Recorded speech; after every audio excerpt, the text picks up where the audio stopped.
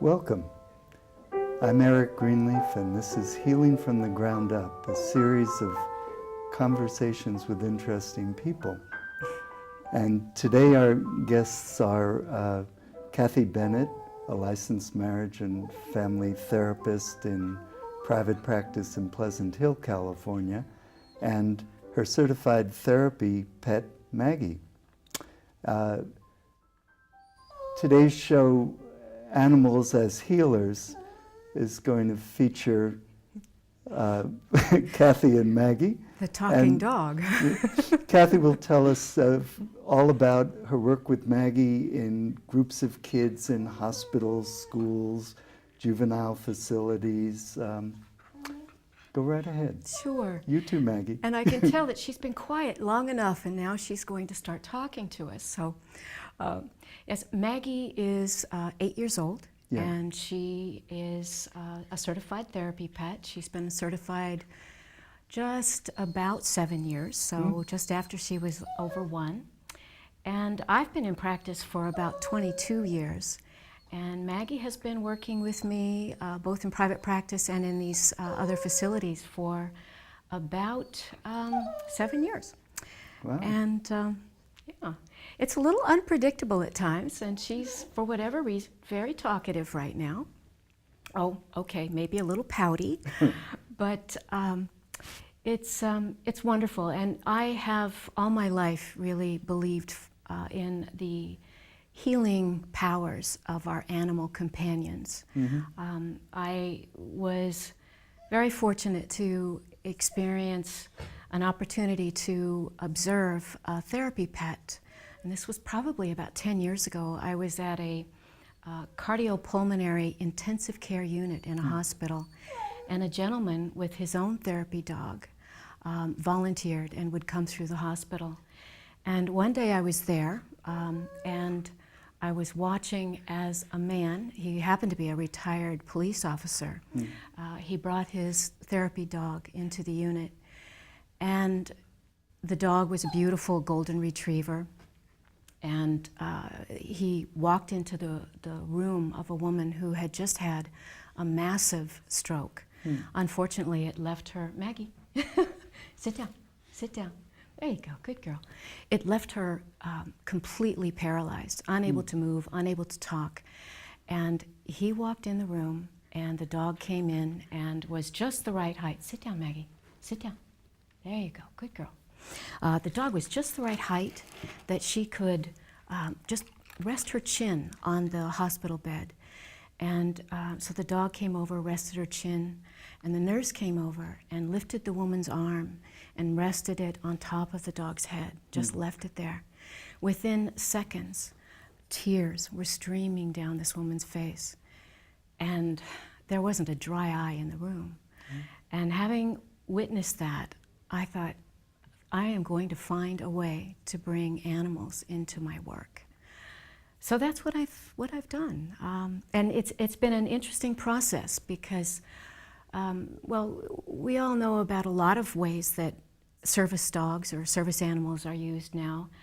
We're all familiar with police dogs and guide dogs for the blind or for the deaf. And even the family pets like our dog who entertains our grandkids or visitors, you know, guards against visitors we don't want. Yeah. Absolutely, absolutely. And there are dogs that are trained to work with people with diabetes, epilepsy, dogs that are used in public libraries to help kids with reading or learning disabilities. The dogs are brought in and paired up individually with a child, and they just sit next to them or in their lap, and the child just reads to them. And it's great for building their confidence because it just creates a non-judgmental, very nurturing, supportive environment, and it's been quite remarkable. I think we're learning all kinds of ways that we can start to utilize service animals or just special animals. Mine is she's just a little confused right now. She's not been in a TV studio before. But the way that I use Maggie, and I also have another dog that comes to my private practice, a little fox terrier, Yorkie actually. And for them, in a private practice setting, their big moment is when I open the door into the waiting room and they come out and they greet my clients and they come to them and they say, "Oh my gosh, look who's here. Oh my gosh, look who's here. How are you? How have you been? What have you been doing? Oh my goodness, look who's here." You know, and they're just so excited. Yes. My clients love it because where else are you going to get such an enthusiastic, joyful reception?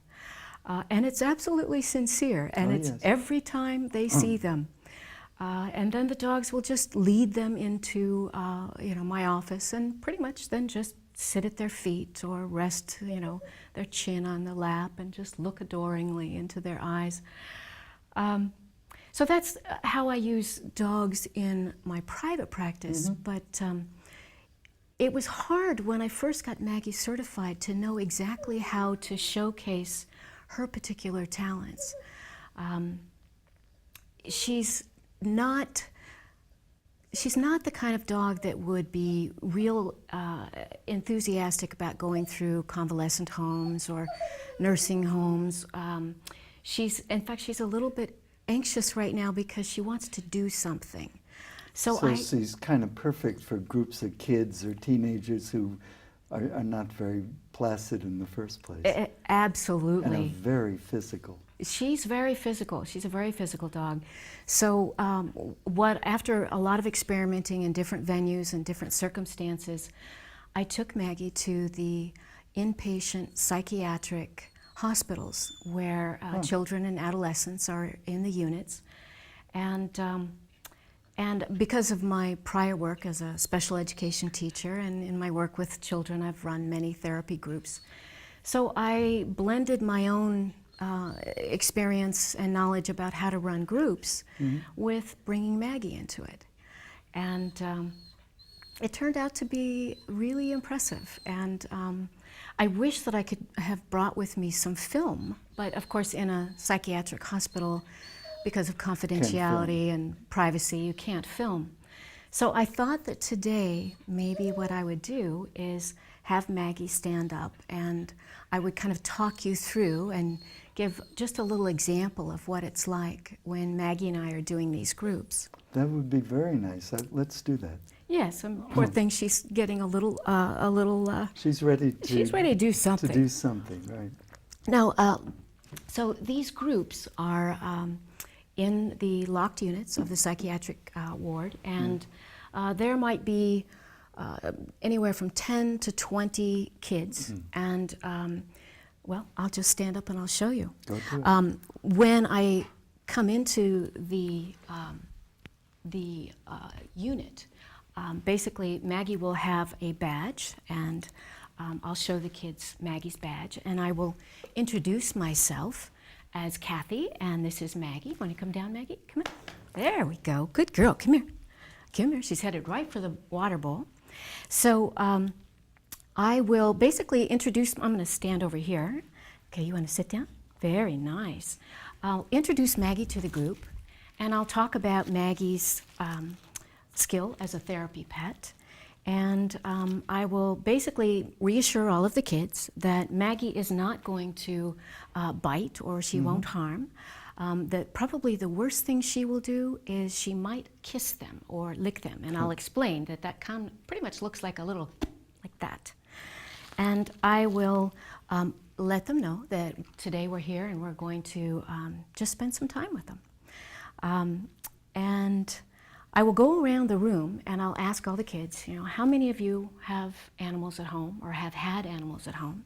And they'll raise their hands, and I'll ask them to, tell me their animal's name and what kind of animal it was. And the kids that don't raise their hands, I'll go around and I'll say, now if you could have any animal you'd like, what would it be? And what would you name it and why? And so I'll get all of the kids to talk.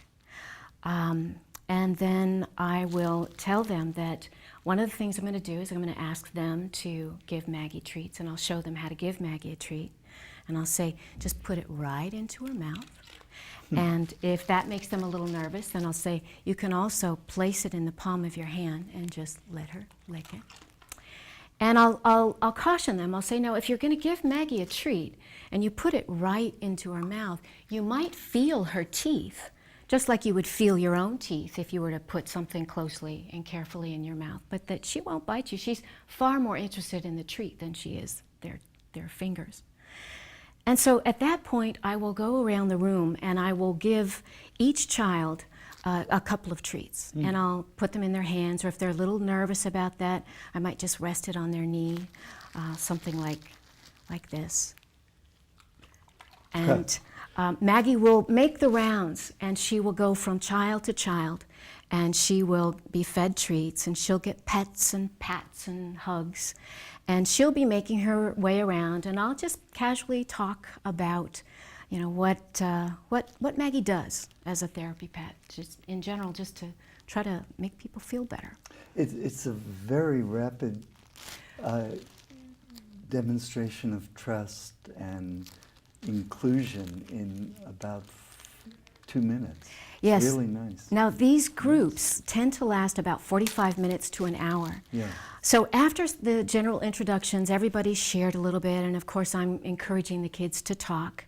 I will tell the story about Maggie and how I got Maggie, that I found Maggie at an animal shelter, and she was just 10 weeks old, and she was all by herself, looking very scared and very vulnerable. None of her litter mates were there, and I'll ask the kids, I'll say, you know, why do animals end up in shelters? And so they'll, you know, come up with lots of ideas, some of which are, you know, well, they get lost. They might run away from homes where they're neglected or mistreated. They might have, you know, gotten in trouble and got picked up by animal control officers and brought to the shelters. And I basically want to hear from them. What are their ideas about animals and what happens to animals that aren't in loving homes? And I will, you know, listen to all of it, and I will say yes, and all of that's true. And the truth of the matter is that not all animals or creatures in nature that can give birth know how to care for their young. And so some creatures, they may not know how to nurture or protect, and sometimes bad things happen. And so the best we can do is bring our animals into a place where they hopefully will be adopted. And that's what happened to Maggie. She was adopted by me. She became a part of my family. And now, 8 years later, she is a therapy pet, and she goes around and she goes to hospitals and children's programs and schools and clinics and my own private office, and she helps people feel better too.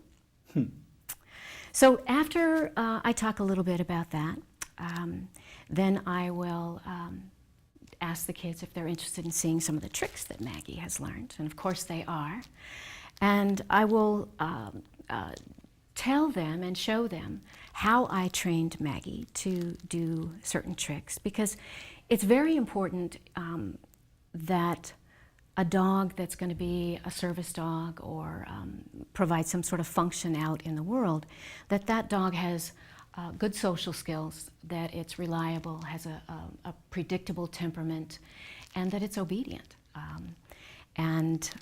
So I will have the kids follow along with me, and I will explain to them that when I was training Maggie to be a therapy dog, I trained her so that she would follow a verbal command and a corresponding physical gesture, and that for every command there are, there are two ways that I can cue her, either by verbal command or the gesture. And so I'll have all the kids who are in a kind of a half circle around us. I will have them follow along. And so I will say, okay, well, so the first trick that Maggie learned to do was sit, which she's already doing. But the command, and I keep it simple, just one word if possible. And then the hand signal is a peace sign. Bring your fingers together, and you make a little J. So it's sit. And she says, I am. So the kids will go along with me. So they'll be, learning the signals. So the next command is the same thing. In terms of the gesture, it's the peace sign, fingers together, and it's down. Very good. Very good. And so the next command, and of course the kids are all doing this with me.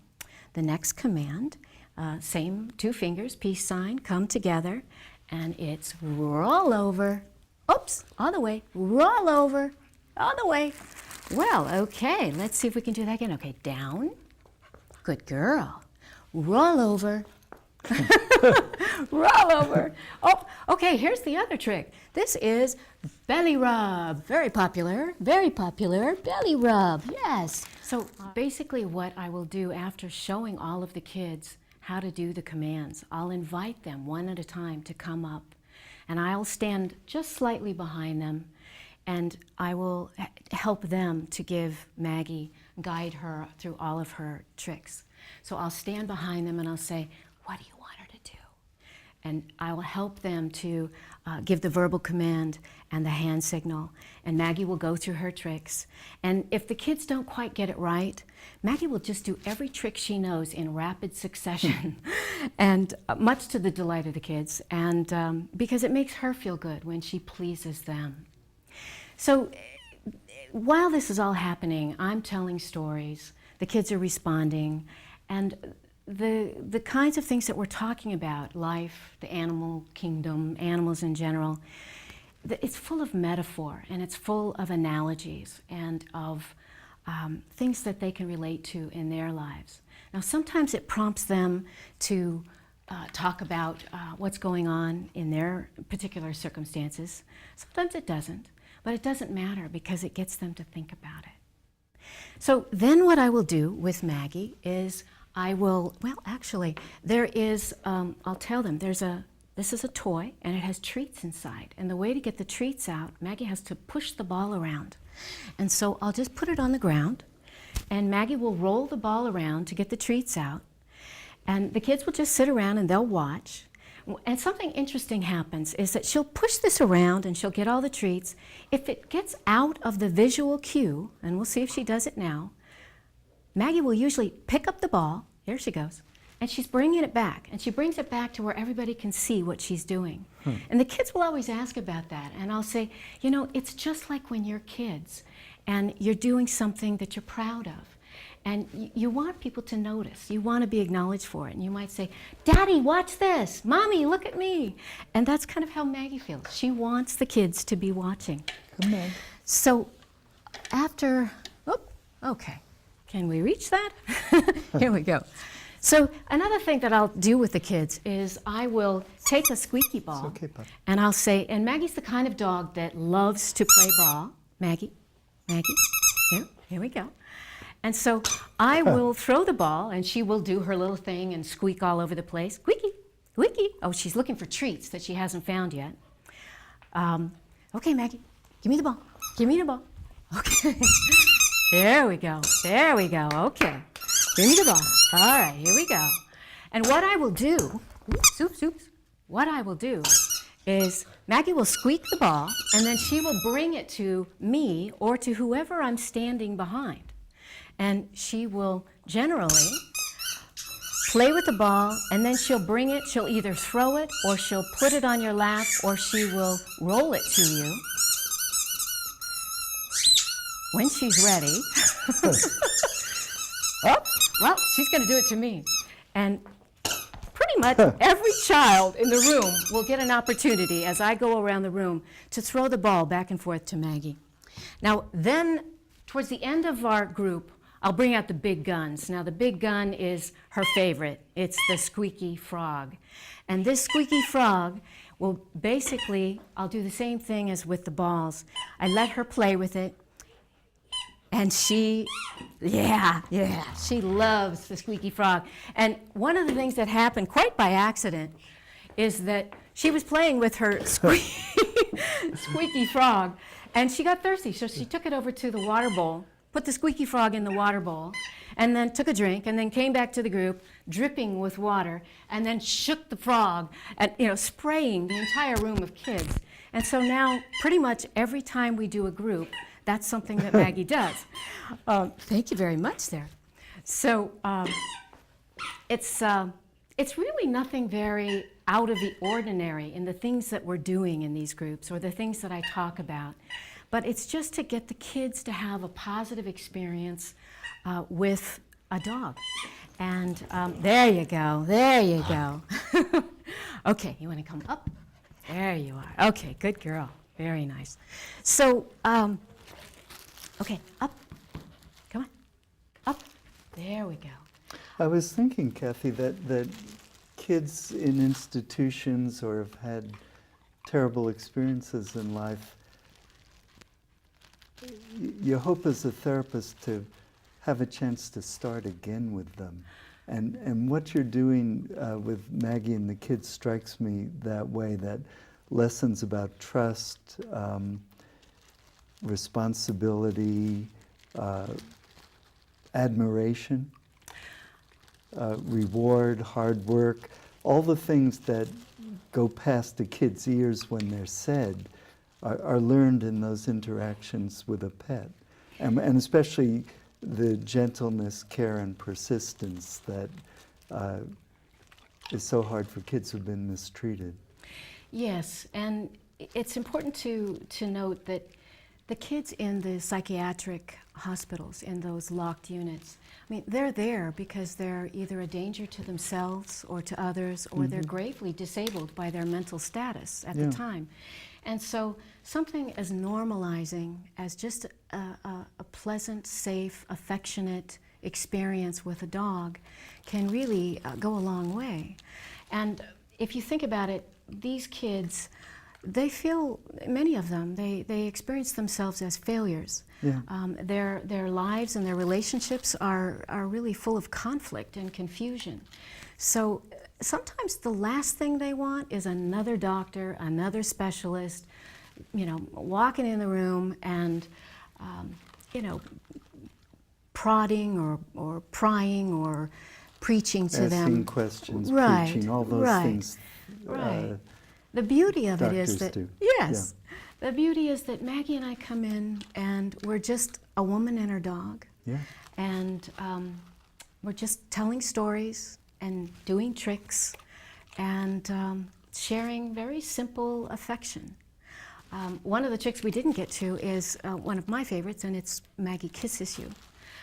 It's also one of the kids' favorites. But it's very disarming to the kids. It goes right to their heartstrings. And in many ways, even if it's just for a few minutes, it gives them an opportunity to interact in a way that it compels them out of whatever, you know, traumatic or dark or rigid mindset that they're stuck in at that particular moment. And it provides an opportunity for them. Yeah, and I think also as you mentioned that wonderful thing dogs do to say, "Oh, it's you," that's an experience these kids have rarely, if ever, had as individuals or with a bunch of other kids, where they're stigmatized or pushed around, or they're so different from the other kids that the other kids shun them. Maggie is just happy to see them. Oh. And each time you go to the juvenile detention center or the hospital, she's happy to see them. Oh, yes, and they're happy to see her. Yes, that's absolutely true, that there's no other place in life, really, where you get that kind of unconditional love. Yeah. And at the same time, where you have a companion who'll listen to you and do what you want. Another thing that kids have a hard time with, people are always telling them what to do in institutional settings every minute. Sit down, now it's time to eat, don't eat, blah, blah, blah. So it's a magical simplicity of a kind in life, of a kind people take for granted, that you can have a sweet, loving, fun relationship just because you're there. Right, that's the thing that's so wonderful with pets, I think. Well, and what I've found is that in the hospital setting, when I'm talking with the kids about how I trained Maggie, and I'll tell them, how important it is to be consistent, to, practice, to be patient, and to reward her. I mean, they're looking at this dog, and they get it. They get that if I say one thing but give a different signal, it confuses her. Yes. And they know what that's like when people say one thing but do something else. And they can see directly that the practice with her pays off, and they see the importance of being patient, not only in our own lives. They appreciate when people are patient with them, and when they don't give up just because they've made mistakes. I also like that this other lesson that you just sort of casually do because it's so relevant to Maggie, of making the communication consistent, so that your gesture, tone, and directive are all the same. And then again there's a trusting relationship. It's quite marvelous and very subtle and direct at the same time. So thank you so much for coming, and thank you, Maggie. Good dog. It's always delightful talking with you, and I hadn't realized how many aspects of therapy could be covered in just a few minutes of interaction with kids in a fun way. That's really a treat. So it's thank really you. Yes. Oh, you're welcome. It's profound in its simplicity. It is indeed. Thank you again for joining us, and we'll see you another time.